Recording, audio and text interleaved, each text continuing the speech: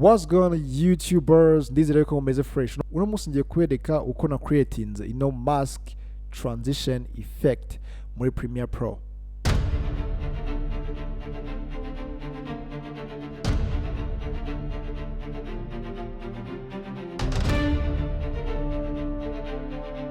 Simple trick. So now reka dusimbukire muri Premiere Pro turebe steps uko bikorwa. Hano muri Premiere Pro yanjye mfitemo clips zigera kuri eshatu. Guys, iyi ngiyi niyo clip yanjye ya mbere, and then iyi ngiyi niyo ya kabiri, still iyi ngiyi akaba ariyo ya gatatu guys. So nuvuga ngo tugiye kureba uburyo bubiri nk'uko nabibabwiye, and then uburyo bwa mbere tugiye gukoresha Premiere Pro yonyine gusa, okay? So iyo ndaza gukora, ndaza hano kuri clip yanjye ya kabiri, ariko nka making sure yuko ndi kuri first frame ya clip yanjye ya kabiri guys. Iyo mvuze ngo frames, okay, bari nk'ifoto guys, nuvuga ngo iyo nsuye inyuma gato nkoresheje ano ma arrow key yanjye kuri keyboard, nuvuga ngo ingi mba ndi kuri frame ya nyuma kuri clip ya mbere, nuvuga ngo ni jumping hano ndata njya kuri frame ya mbere kuri clip ya kabiri. So icyo ndaza gukora guys, ngiye kuduplicating ino clip yanjye ya kabiri. Ubwo n'uburyo bwa mbere tugiye kureba dukoresheje Premiere Pro gusa, masking, okay? So ngiye kuiduplicating guys, okay? So ndaholding alt kuri keyboard yanjye, nzamure gutya guys, okay? And then urabona ko yabaye duplicated. So guys, ndatanza kuri ngiyi top clip yanjye, nyikandeho right click, noneho inze hano kuri add frame hold, okay? Ubwo ninza guplayinga guys, urahita ubona ko n'ubundi yahise hold, yahise nyine imera nkaho ibaye freezed, okay? So icyo ngiye gukora guys, ngiye kuza kuyiterura nyishyire hano imbere, hano hejuru y'iyi clip yanjye ya kabiri ya mbere, sorry, okay? So kuri ubwo guys, ninza guplayinga guys, igahita ihura n'iya kabiri direct, bigahita bikomeza kwiplayinga. So icyo ngiye gukora rero, ngiye gukanda kuri clip rero, okay? And then inze hano kuri opacity, inze gukoresha ino tools yitwa free draw bezel, okay? So niyo ndaza gukandaho, ubwo ngiye kumasking ino subject yanjye gusa guys, okay? Ino background ntago nyishaka. So ndagerageza kuza kuzuminga kugira ngo inze kumaskinga ino subject yanjye, okay? Ndagerageza kwihuta guys kugira ngo ibintu bikomeze kugenda fresh.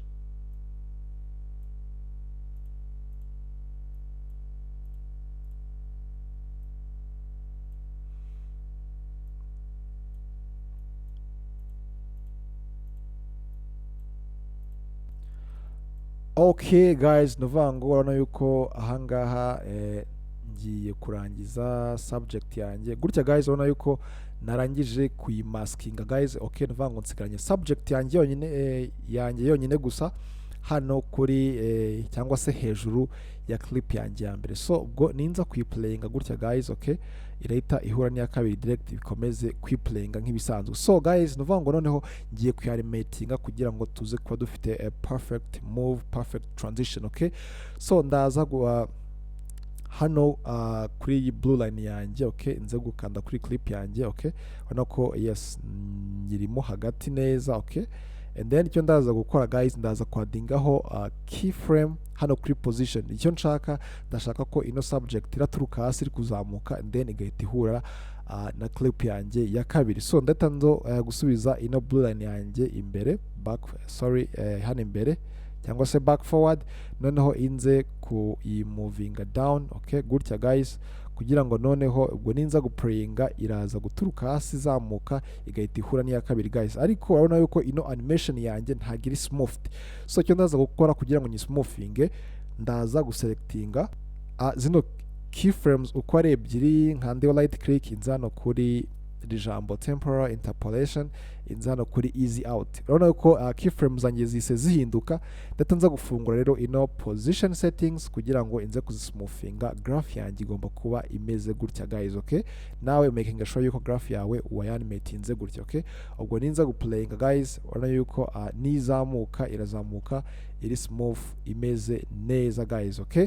And then hano aho birajya guhurira guys, nshaka kwadingaho aka effect, okay? Kari simple, okay?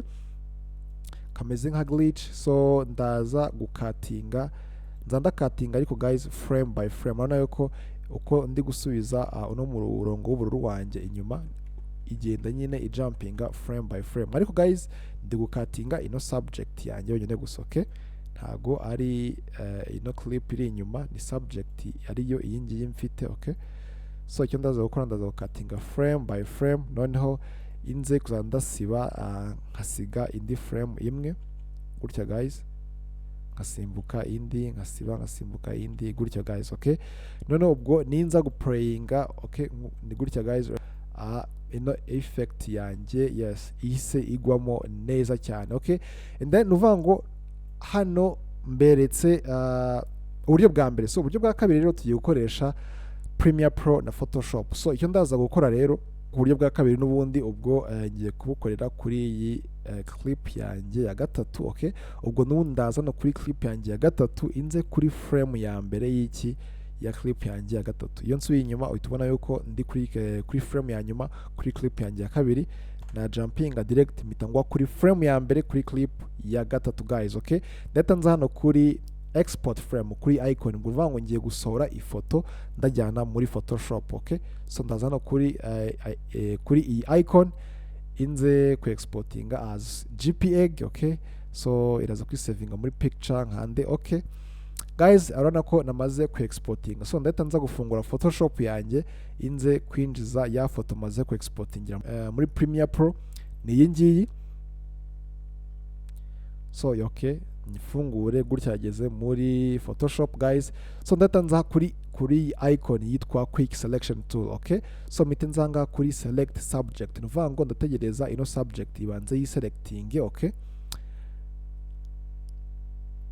alright, so nk'uko urimo kwibona guys ihise yiselectinga direct. Icyo ndaza gukora rero ndatanza hano kuri icon yikandeho, urabona ko guys noneho nsigaranye subject yonyine gusa. Ndahita nza gukandaho right click, inza hano kuri apply layer mask.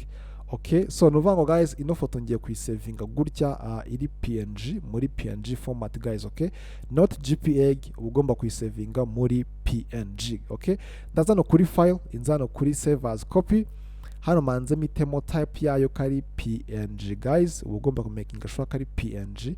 Noneho okay, ndaza kuyita wenda yes iri jambo kandi save kandi. Okay, so nuvuga ngo guys iyo maze kuyisavinga gutya mpita ngaruka muri Premiere Pro yanjye noneho kugira ngo nze kwinjizamo ya foto yanjye. Okay, iri hano muri picture ni iyi ngiyi. Okay, ndaza kuhita nyiterura noneho mpita nyijyana hehe imbere ya clip yanjye ya gatatu, ubwo nuvuga ngo ndayishyira hejuru y'iyi clip ya kabiri. So nabona uburyo imeze, ubwo ninza guplayinga gutya guys irahita ifata kuri clip ya gatatu direct itikomeza yi playing. So ubwo icyo nsigaje ni ukuyanimatinga nk'uko twakoze ibya mbere. So ndaza n'ubundi no blue line yanjye nyishyira hano hagati, nadingeho keyframe kuri position. So ndahita nza kubackinga forward gutya. Okay, inyuma wenda inze kuyikura mu ruhande gutya guys. Okay, iraza iri guturuka muri ruhande iri kwinjira, and then ninza guplayinga ni gutya iraza. Okay, and then so ndahita nza noneho gusmoothinga zino keyframes zanjye,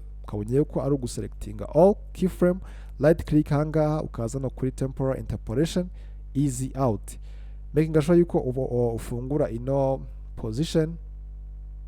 position settings. Okay, and then ukayismoothinga muri bwa buryo guys. Okay, gutya. Okay, and then you playinze uhita ubona yuko guys ihita igwamo fresh direct. Okay, so and then reka nze gushyiraho ya effect yanjye. Okay, ko niyo iri kubiryoshya guys. Okay, so ni ukujumpinga frame by frame. Okay, urabona yuko ino blue line yanjye igenda ibimfashamo.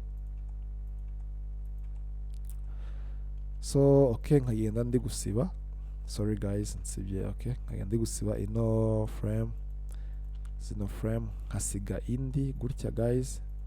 Alright, okay, ubwo rero ninza guplayinga urabona yuko yes effect yanjye ihita igwamo neza cyane guys. Nakunze video yanjye rero please ntugende udakoze subscribe kugira ngo ujye ubona update y'ama video ya editing. So Premiere Pro, DaVinci Resolve and After Effects, kandi ndizera neza yuko guys zino video ngenda mbayirezo zigenda zibafasha. Okay, so kuba editors bagiye batandukanye editinga n'ubundi videos zigiye zitandukanye, music video, wedding, commercial, ubwoko bw'amavideo agiye atandukanye. So ndabakunda cyane rero, stay in touch kugira ngo dukomezanye twige editing.